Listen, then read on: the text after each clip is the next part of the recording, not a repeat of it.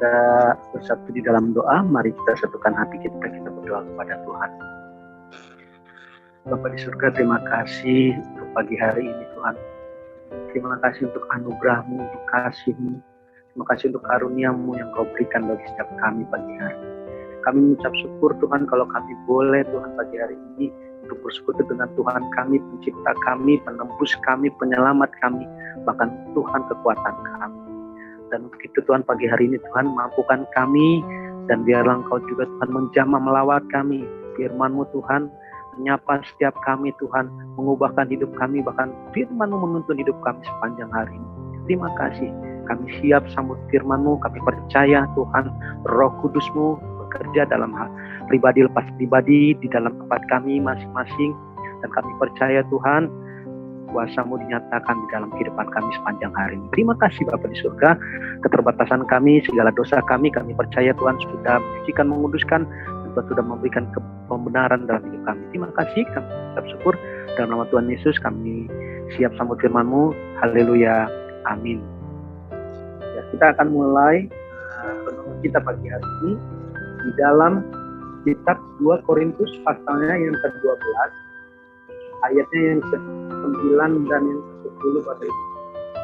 2 Korintus pasalnya yang ke-12 ayatnya yang ke-9 sampai dengan yang ke-10, demikian firman Tuhan. Tetapi jawab Tuhan kepadaku, cukuplah kasih karuniaku bagimu, sebab justru dalam kelemahanlah kuasaku menjadi sempurna. Sebab itu terlebih suka aku bermegah atas kelemahanku, supaya kuasa Kristus turun menaungi aku. Karena itu aku senang dan rela di dalam kelemahan, di dalam siksaan, di dalam kesukaran, di dalam penganiayaan dan kesesakan oleh karena Kristus. Sebab jika aku lemah, maka aku kuat. Demikian jauh pembacaan firman Tuhan. Saya percaya Bapak Ibu kita semua tahu ya, Rasul Paulus. Rasul Paulus adalah seorang yang luar biasa dalam hal melayani Tuhan. Karena kita tahu dia adalah orang yang guru atau belajar dari seorang tokoh agama Gamaliel, dan dia juga ada seorang tokoh rohani Farisi, salah satu Farisi, yang seorang Mikael, jadi dia juga seorang yang mengejar orang Kristen ya, tapi Tuhan mengubahkan dia. Nah, kita percaya di sini bahwa Tuhan mampu mengubahkan seseorang. Kita pagi hari ini kita mau belajar bagaimana aku lemah tapi aku kuat. Bagaimana kita bisa merasakan apa yang dirasakan Paulus ya. Apa yang dirasakan Paulus yaitu dia mau bermegah atas segala kelemahannya. Nah, sekarang saya mau bertanya sama Bapak Ibu di rumah. Apa sih yang membuat kita lemah? Membuat kita lemah secara hati, pikiran kita, membuat kita tidak bersemangat, dan membuat kita menjadi tidak punya kekuatan, kita tidak mau dan tidak bergairah. Apa sih yang membuat kita lemah? Saya percaya yang membuat kita lemah adalah masalah. Ada juga yang membuat kita lemah adalah keterbatasan kita. Apakah itu kita mengalami sakit penyakit, apakah kita juga mengalami keterbatasan fisik seperti misalkan kita disabilitas, atau mungkin kita merasa kita kurang sempurna gitu ya. Ada juga yang membuat kita menjadi lemah, yaitu keadaan sekitar kita, keadaan yang tidak menguntungkan, keadaan yang tidak menyenangkan hati kita. Dalam kesendirian kita hindari orang atau penolakan, itu membuat kita lemah ya.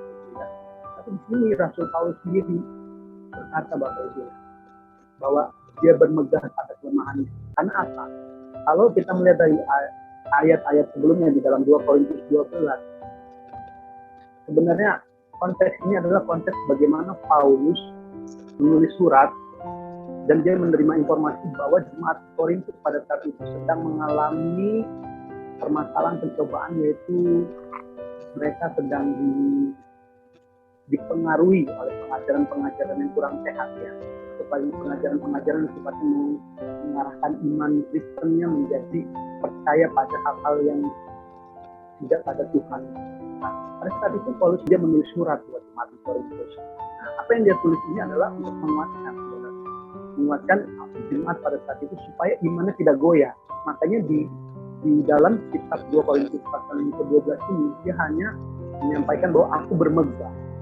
Sebenarnya dia mau menunjukkan, mau menyatakan bahwa sebenarnya aku itu orang yang sudah menerima penglihatan, melihat penyataan Tuhan.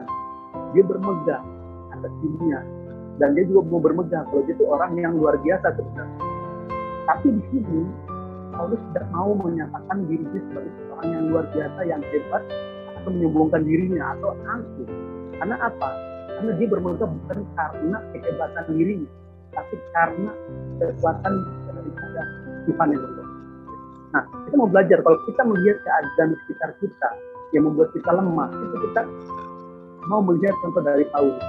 Paulus sekalipun dia hebat, sekalipun dia pandai, sekalipun dia juga sudah menjadi orang yang dipilih Tuhan, tapi dia mau merendahkan diri. Bagiannya adalah dia tidak merendahkan diri, dia tidak angkuh, tapi dia mau merendahkan diri karena dia tahu bahwa dia ada saat ini karena dia telah dipilih Tuhan, diubahkan oleh Tuhan. Nah, untuk itu Bapak Ibu sudah kasih dalam Tuhan, apa yang membuat Paulus diubahkan Tuhan? Yaitu karena dia menerima kasih karunia Tuhan. Kasih karunia Tuhan. Ya, Paulus menerima kasih karunia Tuhan dan dia diubahkan oleh Tuhan. Itu yang membuat dia siap menghadapi kelemahan-kelemahan dia. Seperti saya bilang tadi, kelemahan apa sih? Kelemahan itu adalah penderitaan, keterbatasan, juga pencobaan, beban-beban kehidupan kita dan lingkungan sekitar kita yang tidak mendukung kita. Mereka pada berjalan di dalam di luar kehendak Tuhan, tapi kita melawan. Nah, itu adalah satu kelemahan karena kita merasa sendiri ya. Sepertinya kita menjadi lemah seperti itu. Nah, Paulus juga sama. Seolah-olah dia menjadi lemah karena jemaat di Korintus pada saat itu, jemaat yang dia bangun, dia membuat gereja di Korintus saat itu, mereka semua dipengaruhi oleh pengajaran-pengajaran yang menjauhkan iman Kristennya. Lalu Rasul Paulus menulis surat ini untuk menguatkan. Sebenarnya dia lemah karena dia tahu bahwa aku nggak bisa hadir di tempat itu, aku nggak bisa hadir di Korintus, dan aku juga punya keterbatasan. Makanya Paulus bilang ada duri di dalam daging dia, berarti dia ada keterbatasan juga, ada sesuatu yang mengganggu pelayanannya dia, yaitu duri di dalam daging. Nah, di sini Paulus bermegah di situ. Karena apa? Di dalam kelemahan dia, keterbatasan dia tidak bisa hadir, kelemahan fisik dia, duri di dalam daging dia, dalam segala kondisi lingkungan yang tidak mendukung dia, tapi kuasa Tuhan tetap dinyatakan. Di mana Tuhan menganugerahkan kasih karunia kepada Rasul Paulus ya. Dia bilang bahwa cukuplah kasih karuniaku bagimu. Nah, kasih karunia, kita bicara soal kasih karunia. Kasih karunia adalah charis dalam bahasa Yunaninya. Ya, memiliki arti kehadiran, kemurahan dan kuasa Tuhan yang bekerja, yang dianugerahkan kepada setiap kita yang berseru kepada Tuhan. Nah, kasih karunia itu diberikan dan dianugerahi kepada kita semua Bapak Ibu yang berseru kepada Tuhan, yang percaya, yang mengakui Yesus Kristus Tuhan dan Raja, dianugerahilah kita kasih karunia itu. Nah, sama seperti Rasul Paulus, karena dia saya cerita pada awal tadi bahwa dia sebelumnya adalah orang yang merasa hebat, angkuh, pintar secara intelektual, tapi dia mengejar orang-orang Kristen. Pertobatan bertemu dengan Tuhan lah yang mengubahkan hidupnya. Dia menjadi lebih rendah hati. Nah, dia tidak sombong, bahkan dia mencari jiwa-jiwa dan menulis surat kepada jemaat-jemaatnya. Nah, kasih karunia itulah yang membuat Rasul Paulus kuat. Cukuplah kasih karunia bagi kita. Nah, Bapak Ibu, bicara soal kasih karunia, ada kata sebelum kasih karunia ada kata cukuplah kasih karunia. Kata cukup ini dalam bahasa terjemahan adalah arkeo, Bapak Ibu ya. Arkeo itu cukup atau merasa puas. Ya, kalau kita bicara soal cukup, sama seperti halnya saya menggambarkan uang belanja dalam 1 bulan. Uang belanja dalam 1 bulan saya berikan misalkan sama istri saya berikan 1 juta. Bicara soal cukup adalah di mana uang 1 juta itu, limit 1 juta itu dipakai dalam waktu 1 bulan.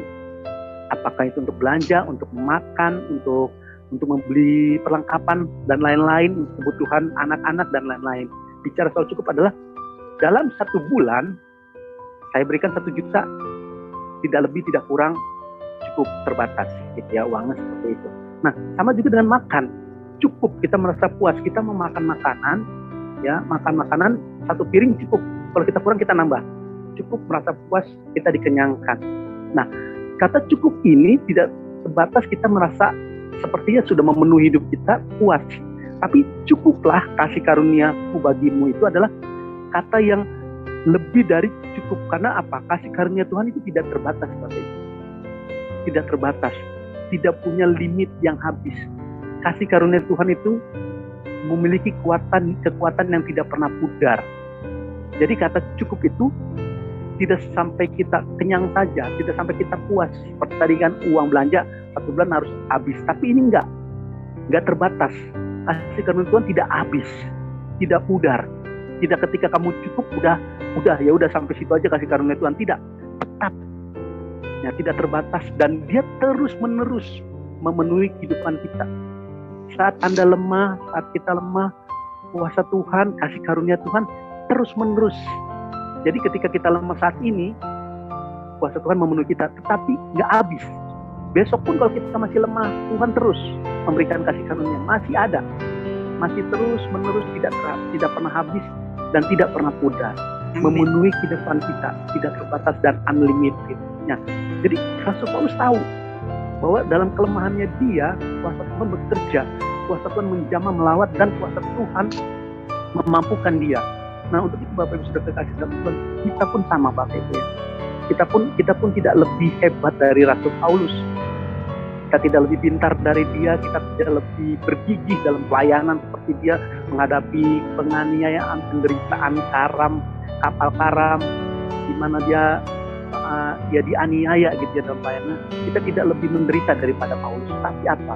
Saya mau ajak Bapak Ibu Saudara, mari kelemahan kita dalam yang kita hadapi, entah kayak keterbatasan kita secara fisik, kelemahan tubuh kita, penderitaan yang kita alami, persoalan apapun, beban hidup yang begitu berat, bahkan kita juga memiliki lingkungan yang tidak mendukung.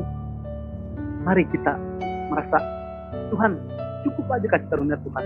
Karena apa? Kasih karunia Tuhan sudah melimpah di dalam hidup kita.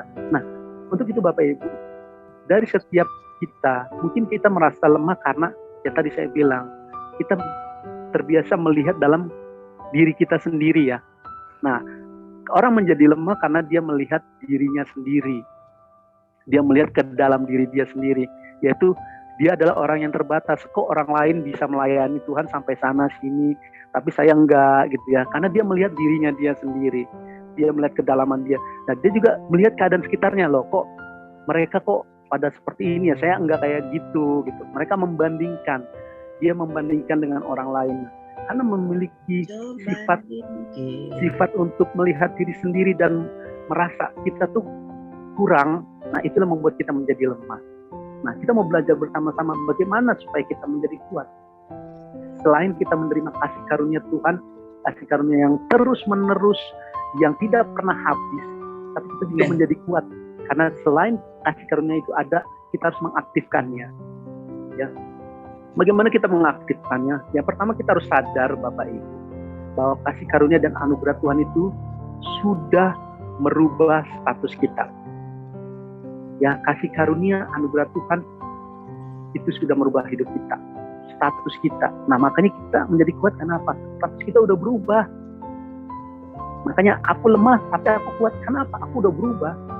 Berubah dari mana Bapak Ibu? Ya, saya mau kasih kita lebih dalam lagi. Kita sudah berubah dari orang berdosa, kita sudah dibenarkan. Kita sudah dirubah statusnya Bapak Ibu. Karena apa? Karya Kristus di kayu salib. Kita sudah diubahkan Bapak Ibu.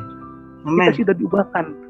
Harusnya kita menerima hukuman, kita tidak menerima hukuman. Bahkan kita diselamatkan. Amin. Amin. Diselamatkan. Dari orang berdosa, kita diubahkan menjadi orang benar. Dibenarkan. Dari kita menerima hukuman, kita diselamatkan. Kita diampuni, kita ditebus olehnya. Itu semua karena kasih karunia, karena karya Tuhan. Kita harus sadar itu. Makanya aku lemah, tapi aku kuat. Kenapa? Kekuatanku adalah karena aku sudah menerima kasih karunia Tuhan. Aku sudah diubahkan statusku. Nah, Tuhan juga sudah mengubahkan status kita menjadi anak-anaknya Bapak Ibu. Kita dibenarkan dan kita diangkat menjadi anak-anak. ahli warisnya. Nah, itulah yang membuat kita kuat, bahwa kita sudah menerima kasih karunia Tuhan yang merubah status hidup kita. Nah, kasih karunia Tuhan yang saya bilang tadi tidak terbatas pada hal tertentu saja. Pada saat ini kita lemah, ya sudah, kasih karunia Tuhan ada. Mungkin besok sudah habis. Tidak seperti itu Bapak Ibu ya. Karena semakin besar pencobaan, penderitaan, bahkan hal-hal yang tidak baik yang kita alami, maka semakin besar pula kasih karunia Tuhan bekerja di dalam kehidupan kita untuk memampukan kita berjalan menurut kehendak-Nya, untuk melayani Tuhan, untuk kita terus maju memikul penderitaan. Karena saya percaya Bapak Ibu Saudara kasih dalam Tuhan, kita sekalipun kita lemah, kita diberikan kekuatan oleh Tuhan melalui komunitas. Nah, makanya saya mau tambahkan di sini adalah kita tidak bisa melihat diri kita sendiri, tapi kita butuh komunitas. Nah, untuk itu pagi hari ini kita bersyukur kita memiliki komunitas yang positif, komunitas rohani, yaitu komunitas doa pagi. Doa pagi Scholar Hidup. Ini yang menjadi bagian hidup kita juga Bapak Ibu ya. Amen. Kita lemah, tapi kita menjadi kuat. Kenapa? Saya punya komunitas yang benar. Saya punya komunitas yang menguatkan, yang saling membangun. Inilah salah satu yang membuat kita kuat. Dalam keterbatasan saya percaya Bapak Ibu, mungkin Bapak Ibu di rumah saat ini banyak penderitaannya, tapi ketika kita sharing sama teman komunitas kita yang benar, yang menjadi sama di dalam Tuhan, memiliki visi dan tujuan yang sama dalam Tuhan, pasti kita dikuatkan. Entahkah kita didoakan, entahkah kita diberikan kekuatan, bahkan kita dibantu dalam hal-hal tertentu, topangan doa, mungkin ada hal-hal lain, sifatnya kita membantu secara materi atau apapun. Nah, untuk itu Bapak Ibu Saudara kasih dalam Tuhan, saya lemah, tapi saya menjadi kuat karena Tuhan memberikan saya komunitas yang benar, yang tepat di dalam kehidupan saya. Nah, kita mau belajar juga untuk itu. Hidup kita, Bapak Ibu, tidak sendiri. Jangan melihat sendiri, jangan melihat ke dalam, tapi mari kita menyerahkan apa yang kita punya ini ke dalam tangan Tuhan. Tuhan, saya butuh komunitas, saya butuh seseorang yang menguatkan kita. Yaitu seperti yang kita alami pada pagi hari ini, yaitu kita memiliki komunitas rohani yang baik, yaitu kita sama-sama berdoa di sini, saling menguatkan, saling membantu, bahkan saling melayani. Ya puji Tuhan Bapak Ibu Saudara kasih dalam Tuhan ya. Jadi apapun yang kita hadapi saat ini, sekalipun kita lemah, sekalipun kita terbatas, sekalipun banyak penderitaan, beban hidup, dan bahkan kita seolah-olah melawan keadaan di sekitar kita yang di luar kehendak Tuhan, kita tetap maju, kita tetap kuat di dalam Tuhan ya. Untuk itu saya juga akan membacakan ayat firman Tuhan yang menguatkan kita di dalam 1 Korintus 1 pasalnya yang ke-26 sampai ke-31. Ya, saya akan bukakan Bapak Ibu.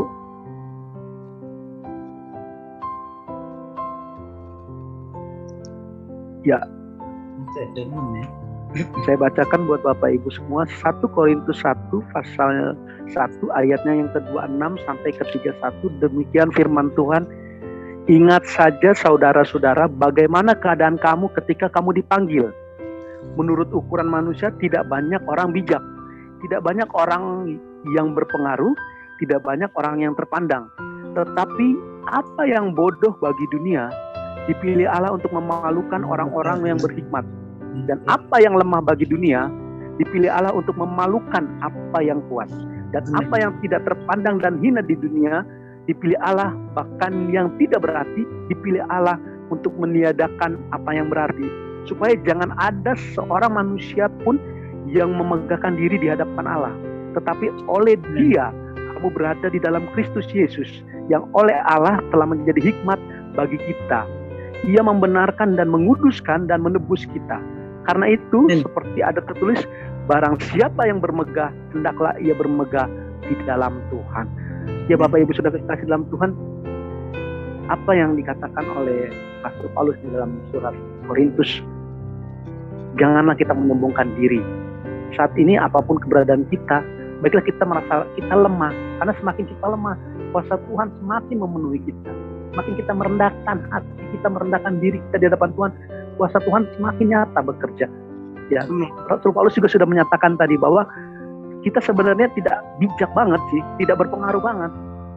Kita hanya orang-orang biasa aja gitu. Tapi apa? Kuasa Tuhanlah yang membawa kamu berada menjadi orang yang bijak. Hikmat Tuhanlah yang membuat kamu menjadi orang yang berpengalaman, memiliki hikmat, kebijaksanaan. Semua itu dari Tuhan. Pagi hari ini saya orang yang lemah, tapi saya menjadi kuat karena kasih karunia Tuhan ada di dalam diri saya. Karena saya menjadi kuat karena apa? Karena hikmat Tuhan menyertai kita semua. Ya, Tuhan Yesus sudah menyatakan karyanya dalam kehidupan kita untuk menyatakan kasih-Nya, Bapak Ibu, yaitu dengan memberikan dirinya menjadi penebus bagi kita semua. Itulah yang harusnya kita bermegah di dalam Kristus Yesus. Kita bermegah karena kita sudah diselamatkan, kita sudah ditebus, dan kita sudah menerima kasih karunia Tuhan. Sama seperti Rasul Paulus, Bapak Ibu, di dalam kelemahannya dia malah merasa aku rela dan senang di dalam kelemahanku. Di terjemahan lain dikatakan dia bukan rela dan senang. Di terjemahan lain malah mengatakan aku menikmati kelemahanku, aku menikmati kesengsaraan, aku menikmati penderitaanku. Jadi Bapak Ibu, marilah kita menikmati karena kita tahu kita menerima kekuatan kuasa Tuhan. Dan apa yang kita lakukan pada pagi hari ini, biarlah kiranya Tuhan memberikan kita kekuatan untuk kita boleh siap menghadapi tantangan kehidupan ini, dan kita mau tidak sombong, tidak bermegah dalam kehidupan kita yang sudah ada sampai saat ini, karena semua asalnya daripada Tuhan, kita dapat daripada Tuhan saja. Puji nama Tuhan, Bapak Ibu Saudara kasih dalam Tuhan, biarlah kita senantiasa tetap kuat sekalipun kita lemah dalam penderitaan kita, dalam beban hidup kita, dalam keterbatasan kita, karena kita tahu kekuatan kita datangnya daripada Tuhan, penyelamat kita, penebus kita. Mari kita satukan hati, kita mau berdoa kepada Tuhan. Amin. Terima kasih Tuhan Yesus, pagi hari ini Engkau menguatkan kami yang lemah. Engkau memberikan kami kekuatan karena kami tahu Tuhan, status kami sudah diubahkan Tuhan. Tuhan sudah mengangkat kami, Tuhan sudah menebus kami, Tuhan sudah memindahkan kami dari hukuman kepada keselamatan. Tuhan sudah mengubahkan kami Tuhan melalui kasih karunia-Mu Tuhan. Biarlah hidup kami senantiasa berpadanan dengan kebenaran firman-Mu Bapa. Terima kasih pagi hari ini. Terima kasih Tuhan. Terima kasih. Kami tahu keterbatasan kami tahu kelemahan kami, tapi kami juga tahu kekuatan kami.